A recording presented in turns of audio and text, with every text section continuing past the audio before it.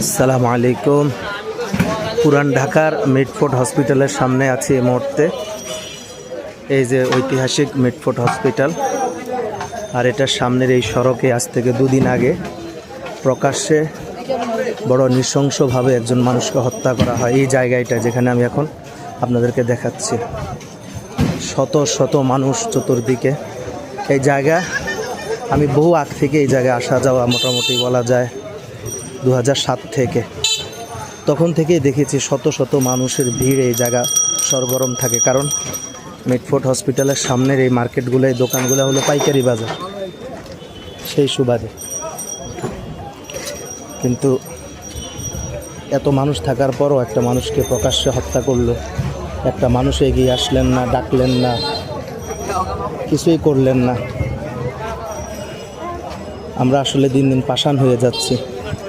এই জায়গায় এখন মোটামুটি সাংবাদিক, পুলিশ সকলের আনাগোনা দেখা যাচ্ছে।